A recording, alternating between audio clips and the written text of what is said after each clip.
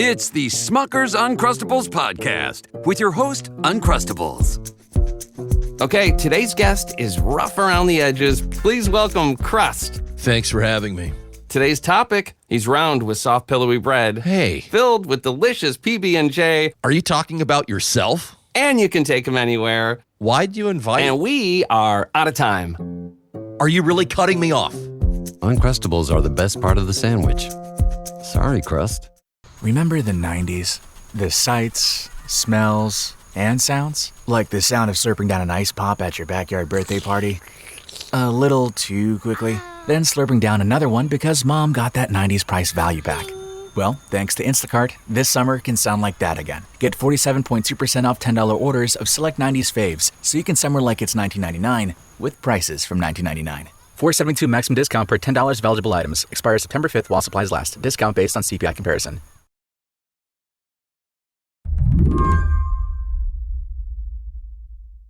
I know that every time a bell rings, a podcast gets its wings. But a couple weeks back, a podcast dropped that really grabbed my attention.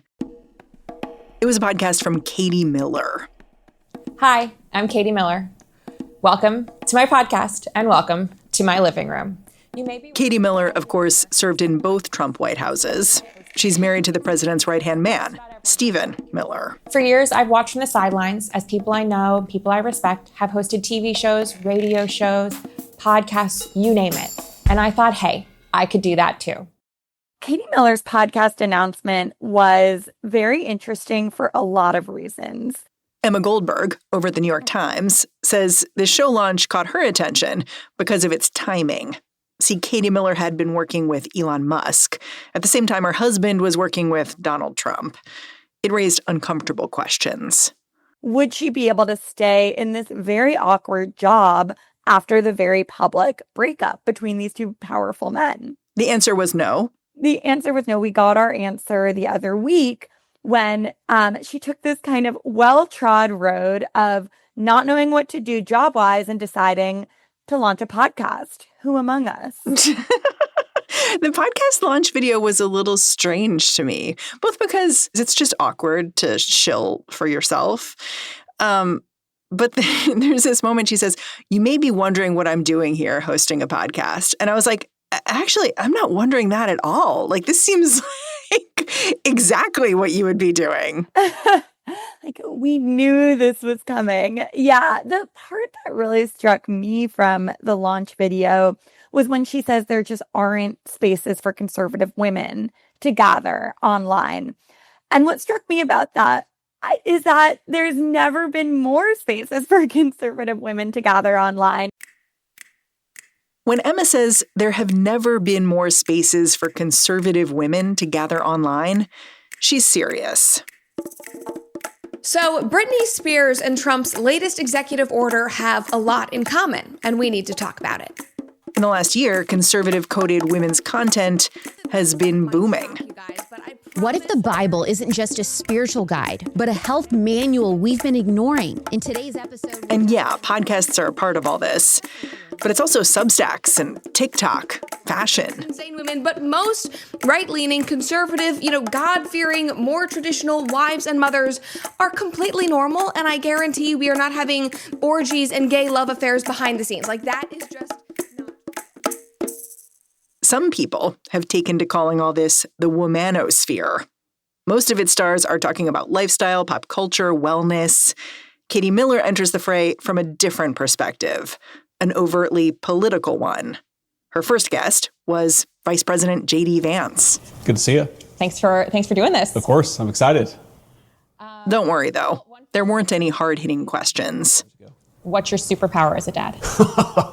Oh, I don't know. Is it like finding lost remotes, making the best eggs? Yeah, that's a good question. I mean, it really is not about politics. I mean, she gets J.D. Vance to talk about what he's listening to musically. He apparently loves Mazzy Star. He talks about Emily in Paris.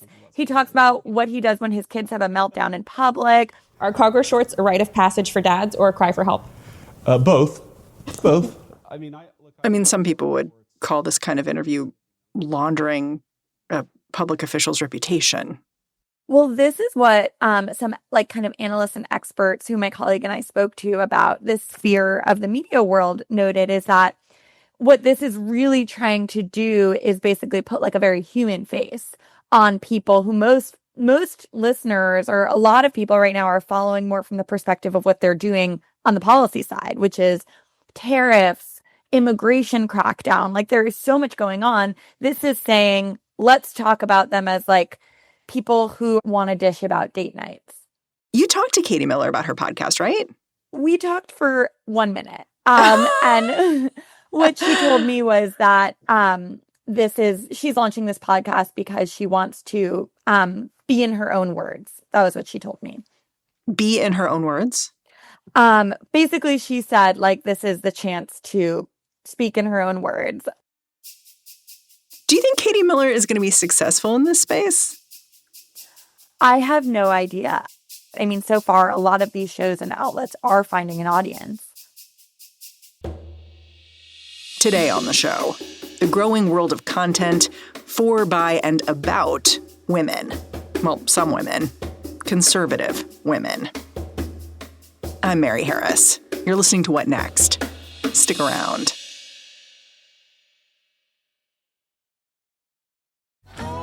This episode is brought to you by Home Chef. With summer winding down and the chaos of back-to-school season in full effect, are your healthy eating habits slipping? You can skip the expensive takeout and simplify your routine with flavorful meals everyone's going to love with Home Chef. Home Chef has sent me a couple of their meal kits to try out, and I'm here to tell you what they sent was delicious, nutritious, and really, really easy. That's key this time of year when I'm running in 5 different directions. I've got meetings with teachers, I got to get kids to the orthodontist, and then at the end of it, somehow we have to feed everyone. Home Chef has everything you and your family needs for hassle-free delicious dinners. Over 30 options a week. They cater to a variety of dietary needs. Users of leading meal kits have rated Home Chef #1 in quality, convenience, value, taste, and recipe ease. Whew, that's a lot. So, let Home Chef deliver fresh ingredients and chef-designed recipes conveniently to your doorstep to simplify your cooking experience. For a limited time, Home Chef is offering What Next listeners 50% off and free shipping for your first box, plus free dessert for life. Go to homechef.com/whatnext. That's homechef.com/whatnext for 50% off your first box and free dessert for life. Homechef.com/whatnext. Must be an active subscriber to receive that free dessert. Wouldn't it be great to manage your portfolio on one platform? Well, now you can trade all in one place on Robinhood. That means you can trade individual stocks and ETFs and also buy and sell crypto using seriously powerful and intuitive tools at one of the lowest costs on average without needing to manage multiple apps. Robinhood makes withdrawing and depositing crypto seamless. Send crypto to your Robinhood account or send crypto from your Robinhood account to other wallets without deposit or withdrawal fees from Robinhood. Trade all in one place. Get started now on Robinhood. Trading crypto involves significant risk. Crypto trading is offered through an account with Robinhood Crypto LLC. Robinhood Crypto is licensed to engage in virtual currency business activity by the New York State Department of Financial Services. Crypto held through Robinhood Crypto is not FDIC insured or SIPC protected. Network fees may apply to crypto transfers. Crypto transfers may not be available to all customers. Investing involves risk, including loss of principal. Securities trading is offered through an account with Robinhood. Financial LLC, member SIPC, a registered broker-dealer. Okay, in simple terms, how would you define the Womanosphere? I would define it as the growing sphere of podcasts that are talking about largely lifestyle topics, health, wellness, fitness, parenting, and they're targeting young women, and many of them do have a conservative sort of right-wing bent to them. Give me some of the stars of the Womanosphere.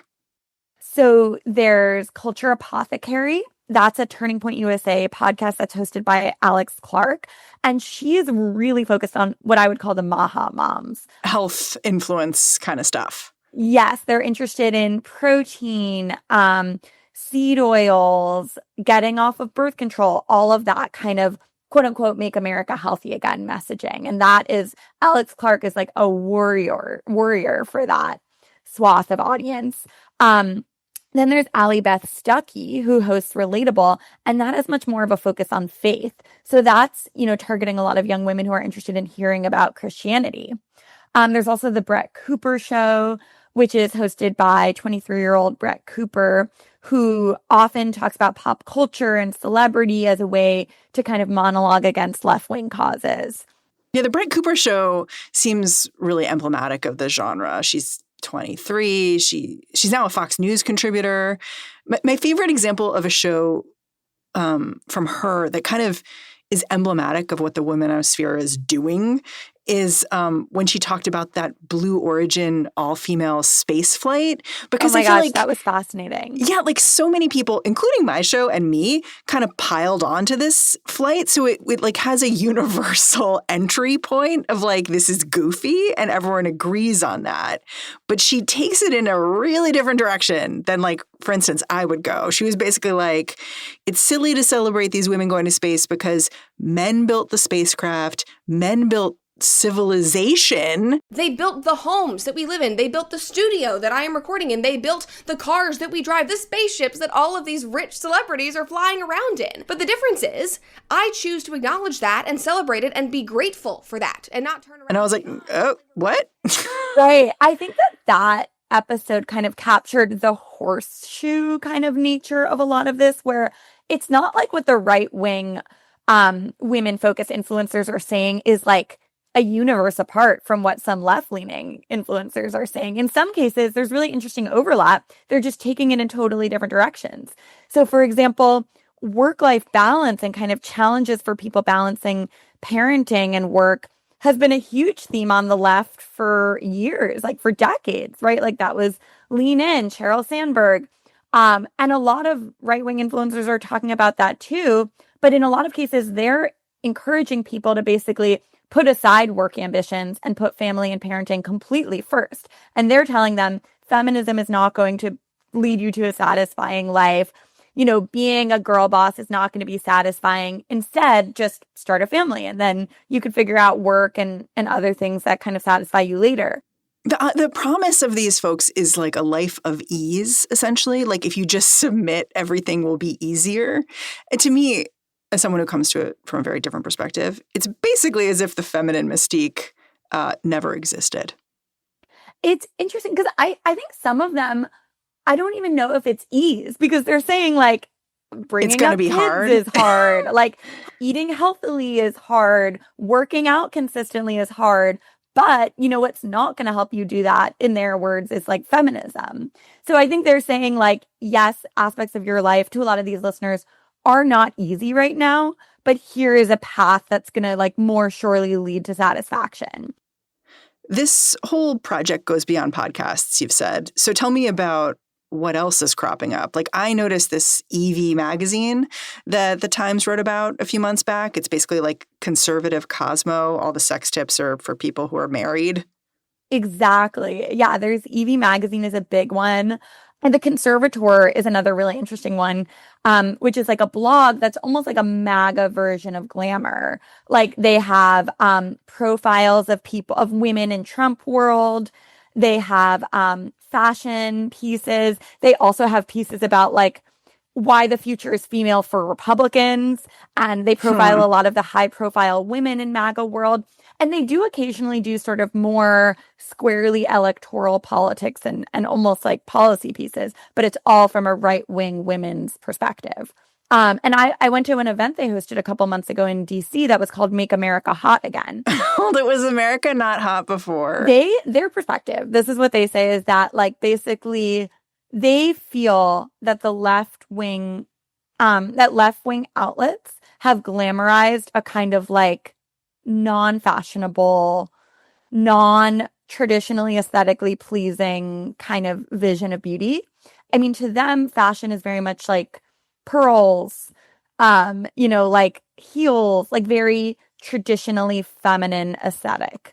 That's so interesting. It sounds like they're basically looking at someone like Ella Emhoff, the stepdaughter of Kamala Harris, and being like, that's just too far out for us. Like she's doing wacky stuff.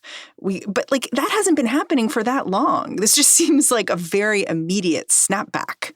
Well, there was an interesting moment at that Make America Hot Again party where one of the leaders of the conservatoire got on a chair and she faced this really crowded bar. And she said, "We are the zeitgeist now." And it felt like it was tapping into this, like, I think it can be hard to identify when culture is shifting, right? It's this very amorphous thing. Like, how do you ever know or say exactly what the zeitgeist is? You don't know culture is changing till after. Right. But I think what they were saying, and in their eyes, there has been what they feel like is all of a sudden this cultural shift where they feel like they are much more in the public eye. There are these podcasts, these like Womanosphere podcasts that are booming. There are Substacks and fashion magazines that are right-leaning that are booming. I was really struck by, I have met so many young women who adore Alex Clark. They follow her zealously.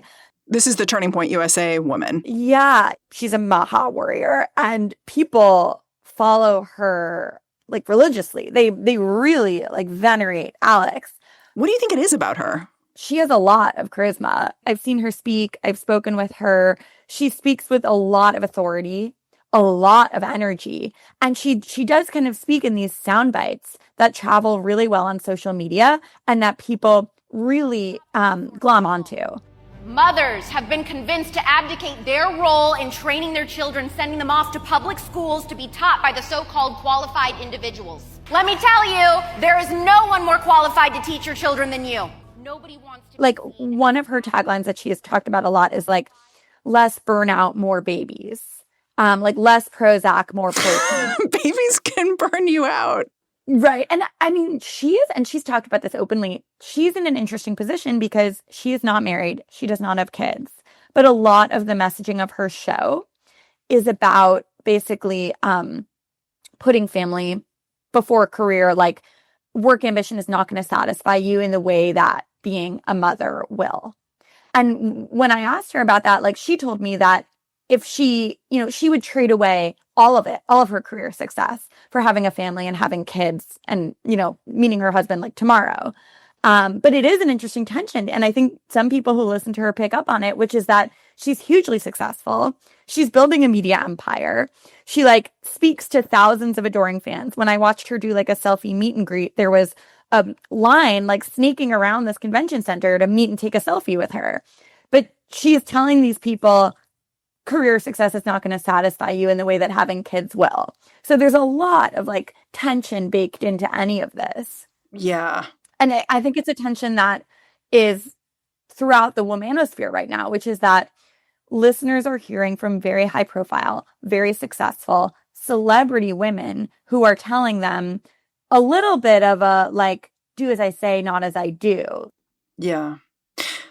Can we talk about the wellness piece of this? Because it seems like wellness and health is a big part of what's happening and what's motivating women to kind of maybe go down this path of listening to influencers about stuff like birth control or whatever.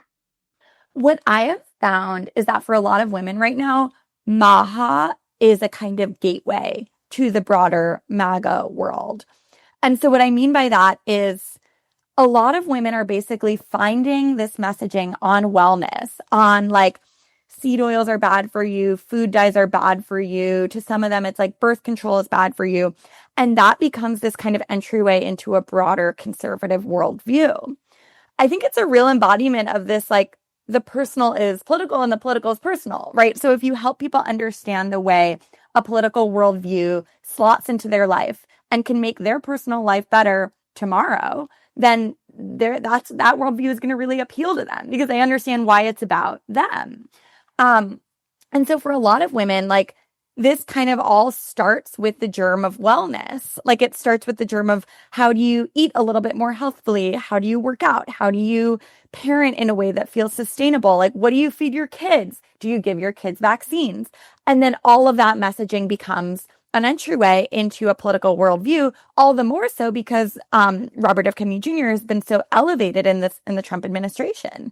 So I think for people who follow this movement, for people who are interested in the kind of Maha way of life, it then becomes a very easy path toward the broader, MAGA, Make America Great Again, Donald Trump worldview. I mean, I think of it as pretty analogous to what happened with the so-called Manosphere, which is men's health, bodybuilding, sports, gaming, like these pastimes essentially became the place where a lot of guys turned to MAGA, where they're like, oh, like they would just be playing games and then some guy, you get into a political discussion in there. It's like it just becomes a space where you can have these conversations that doesn't feel like MSNBC or CNN, I guess. Right. I got interested in a lot of this because there was so much hand-wringing about the Manosphere and about whether young men were turning to the right. And I was really interested in, what about the women? And when I, started this reporting, I found out there's a huge sphere of women who are kind of in this parallel world, but absorbing a lot of the same wellness messaging that then becomes political. But it's definitely true, like you said, in the Manosphere too. I mean, for Jordan Peterson, there's this big emphasis on something as simple as making your bed. But a lot of the Manosphere podcast hosts, they talk about fitness. They talk about just basically, as a young man, how to lead a life that is healthy. But then some of them went ahead and issued presidential endorsements. So I do think it's for some people, it starts with something as kind of simple and personal and intimate as fitness. And then all of a sudden the conversation becomes much more political. And that's true in the Manosphere and in the Womanosphere. I mean, some writers have basically said women and men may be more vulnerable to an appeal in this way now because, there's a crisis of loneliness and economic precarity facing Gen Z. I wonder if you buy that.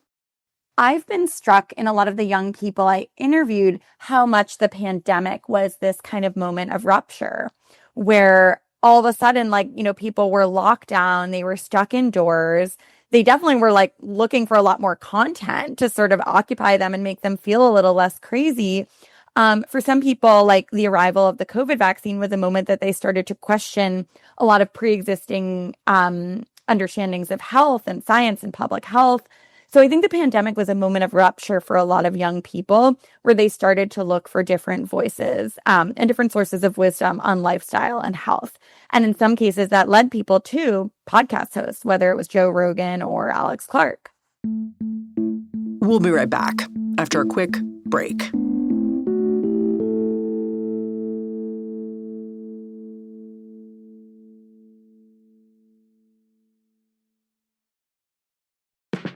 Wouldn't it be great to manage your portfolio on one platform? Well, now you can trade all in one place on Robinhood. That means you can trade individual stocks and ETFs and also buy and sell crypto using seriously powerful and intuitive tools at one of the lowest costs on average without needing to manage multiple apps. Robinhood makes withdrawing and depositing crypto seamless. Send crypto to your Robinhood account or send crypto from your Robinhood account to other wallets without deposit or withdrawal fees from Robinhood. Trade all in one place. Get started now on Robinhood. Trading crypto involves significant risk. Crypto trading is offered through an account with Robinhood Crypto LLC. Robinhood Crypto is licensed to engage in virtual currency business activity by the New York State Department of Financial Services. Crypto held through Robinhood Crypto is not FDIC insured or SIPC protected. Network fees may apply to crypto transfers. Crypto transfers may not be available to all customers. Investing involves risk, including loss of principal. Securities trading is offered through an account with Robinhood. Financial LLC, member SIPC, a registered broker-dealer. She's made up her mind to live pretty smart. Learn to budget responsibly right from the start. She spends a little less and puts more into savings. Keeps her blood pressure low and credit score raises. She's cutting debt right out of her life. Her cash flow on a spreadsheet at night. Boring money moves make kinda lame songs, but they sound pretty sweet to your wallet. PNC Bank, brilliantly boring since 1865. Mamá, papá, mi cuerpo crece a un ritmo alarmante y la ropa que me compren ahora me quedará muy pequeña muy pronto. Pero su billetera no tiene que sufrir por la moda con los precios bajos de la vuelta a clases de Amazon. Amazon, gasta menos, sonríe más. I look at what's happening here, and it seems both really new and really old at the same time. Like, I see strains of Phyllis Schlafly, the infamous anti-feminist of the 1970s, but I don't know that I have an answer other than Donald Trump as to why this seems more successful now, or is getting more attention, or is breaking through in a different way. Do you feel like you have an answer to that? I mean, I think you're 100% right that this is a narrative that has been playing out in different ways, in different cycles for generations. My colleague, Jess Gross, at the Times had a great piece about like the kind of very, very old roots of Maha, and how if you look at like media from a century ago, you're going to find some of these same ideas about, raw milk. I think that right now, the attention economy is working in such a way where, like, if you start a show, a podcast, and you break through, you can all of a sudden have millions of people who will listen to you for hours and hours a week, right? Like, that's the Joe Rogan story, Theo Vaughn, Alex Clark and Brett Cooper. Like, I think for certain people who figure out how to break through, they all of a sudden have access to people's ears for hours and hours and hours. And so that's just like a lot of time in which you can directly reach people with your thinking. Yeah. To me, I look at this growing women's podcast, right-wing women's content situation, and I feel like you can see it a couple of ways. Like, you can see it as a reflection of a cultural shift that's happening, which is certainly, it sounds like, what these women themselves think is going on. Or I think you can also see it as a demonstration of need. Like, the conservative project needs to bring women along to a certain extent if it's going to survive. It relied on young men sort of bolstering Donald Trump in November of 2024. And a lot of women did not vote for something like Donald Trump. And so you need these podcasts that are selling an idea of what the conservative project is promising to peel people off. I guess, do you see what's happening here as a sign of strength, as a sign of weakness, as something we don't know yet? I think it's sort of too early to say. I mean, I think one of the interesting things about the demographic of women listeners is that young women are still like an incredibly reliably liberal demographic. Like, that is something that polling has shown over and over. At the same time, in the 2024 election, young women did swing slightly toward Donald Trump compared to the election before, along with much of the rest of the country. So I think like some media figures see this as a political demographic that is somewhat up for grabs. But also, if you look at the underlying polling, this is still like the young women, especially, reliably very liberal. So I think some of these media figures are doing something very effective by holding their attention and tying their politics to their lifestyle.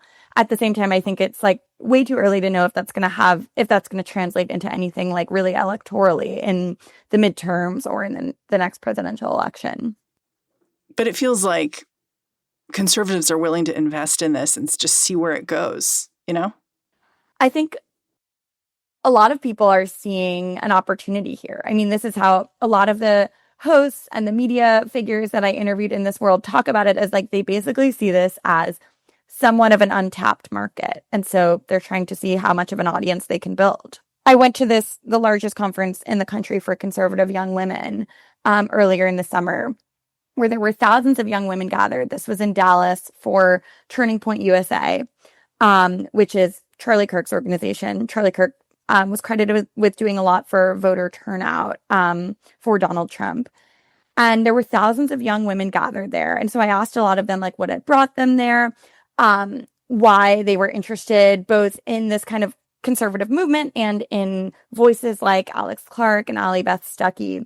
And some of them found voices like Alex Clark's and found that those voices were very influential for their politics, because those voices were speaking to deep existing anxieties they had.